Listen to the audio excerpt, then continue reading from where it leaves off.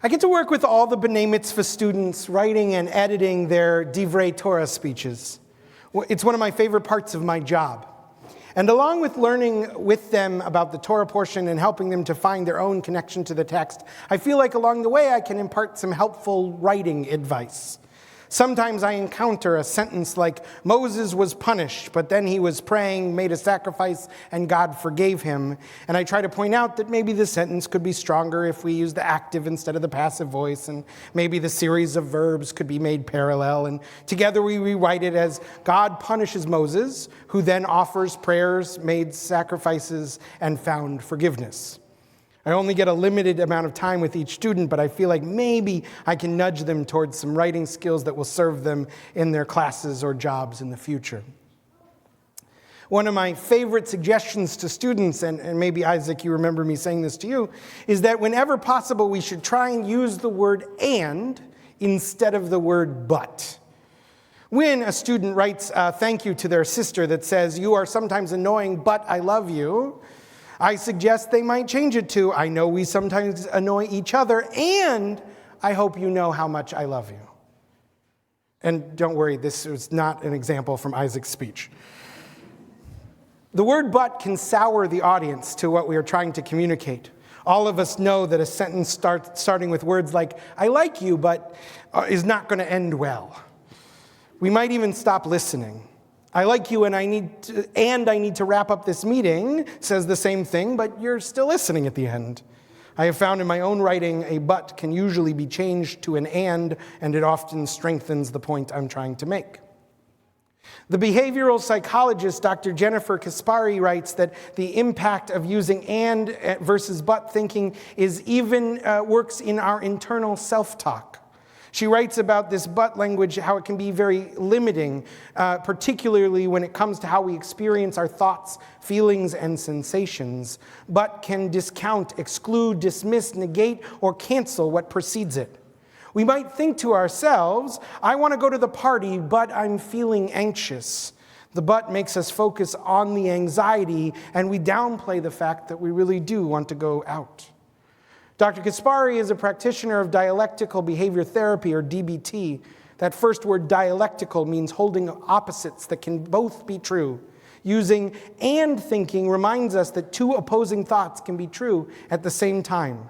My sister annoys me, and I love her. I imagine Jews are pretty successful at DBT. So much of Jewish thought and text lifts up the values of holding two truths. The whole Talmud is a record of debates between rabbis with the majority and minority opinions recorded. One of the most famous lines from the Talmud involves a debate between Rabbi Hillel and Rabbi Shammai, where we're told, Elu ve'elu divrei Elohim chaim. Both these and these are the words of the living God. But I read something this week in the Torah portion that challenged all this. Let me try that again. And I read something this week in the Torah portion that challenged this.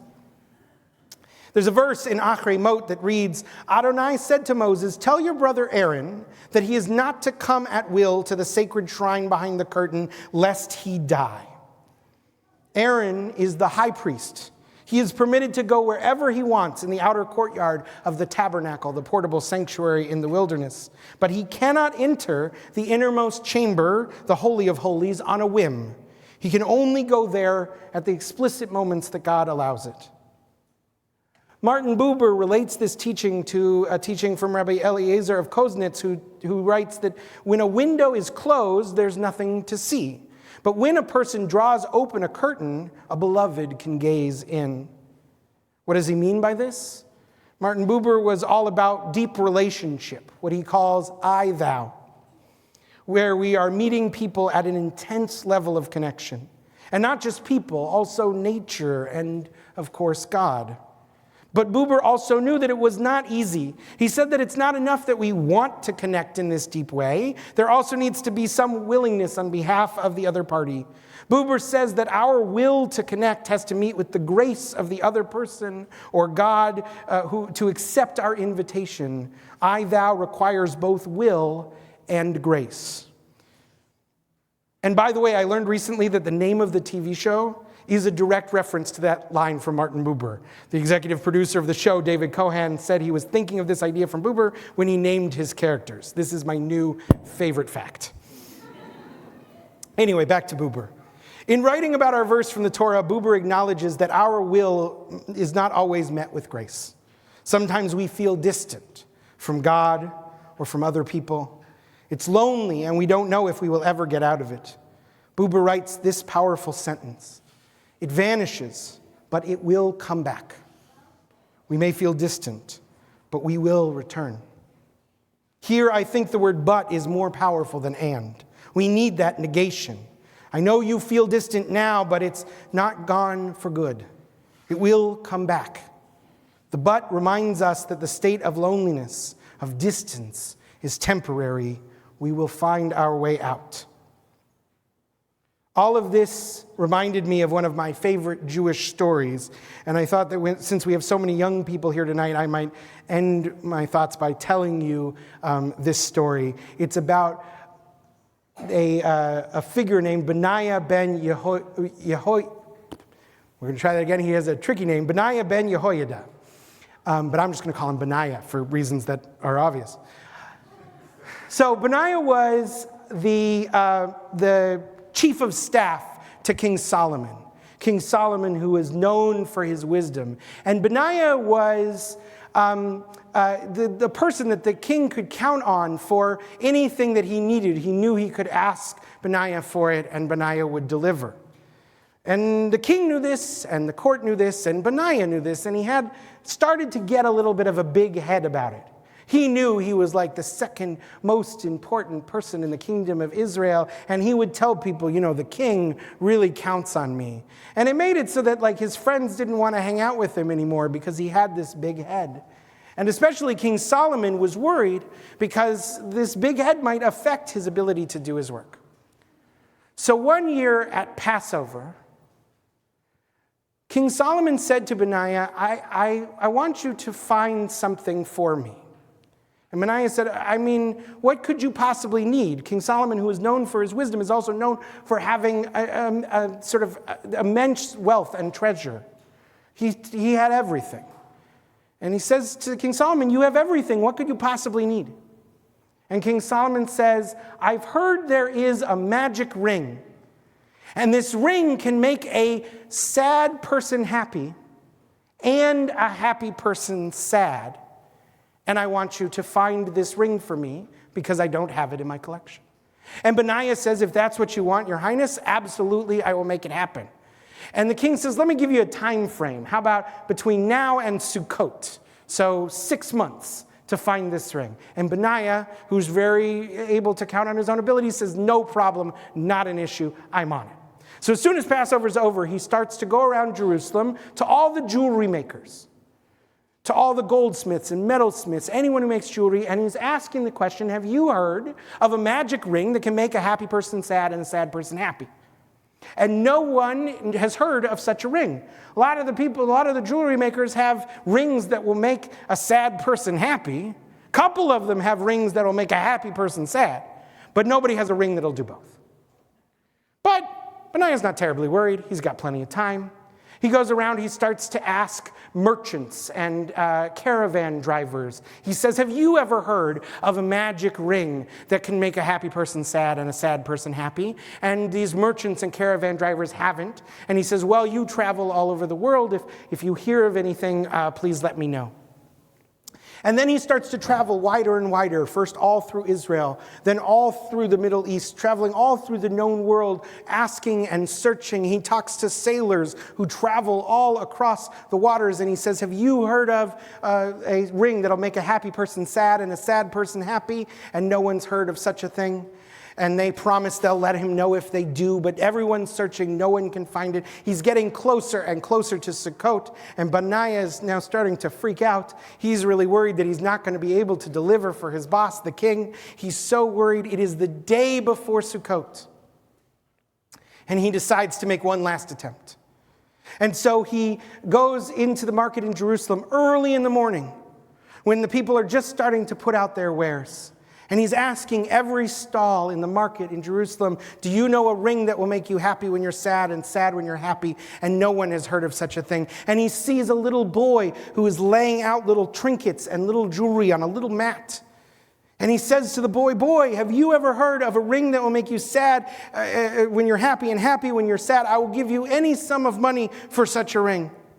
And the little boy says, I'm sorry, sir, I've never heard of such a ring, though any sum of money sounds very nice.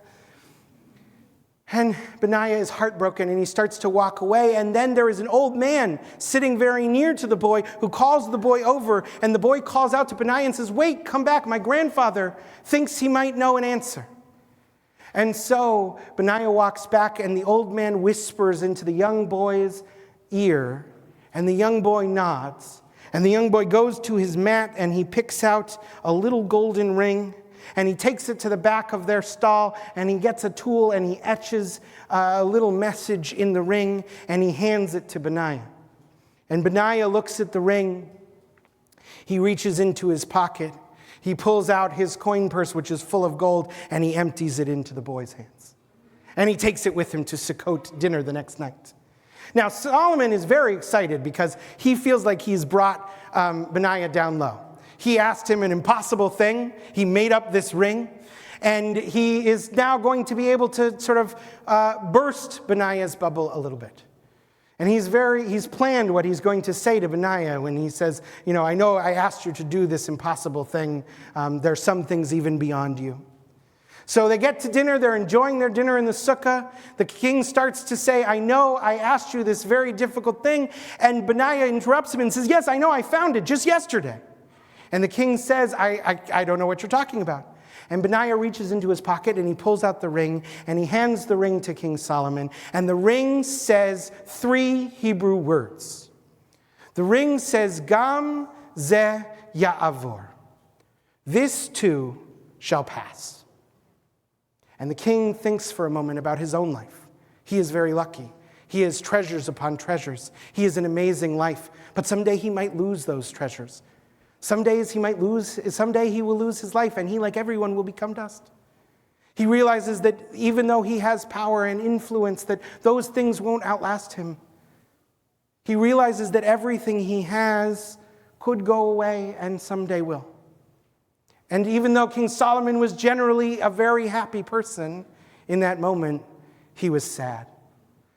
And as he started to feel sad, he also started to look back at the ring and remind himself that even that feeling of sadness will pass. That all the things in our lives, in the moments when things are hard, this too shall pass. And maybe that makes it a little easier to watch them go. And in the moments when things are triumphant and wonderful, that too will pass. And so we should hold on to them tightly, knowing that they will be fleeting. And this, I think, ultimately is the Jewish version of this question of and but. The Jewish version of this question of and but is Gam ze yavor.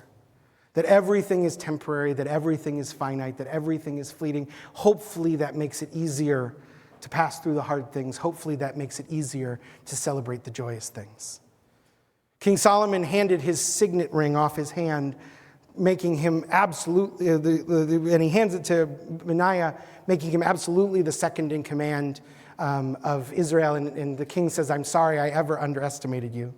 And the king puts that ring on his finger to remind him for all the days of his leadership that this too shall pass. Shabbat shalom.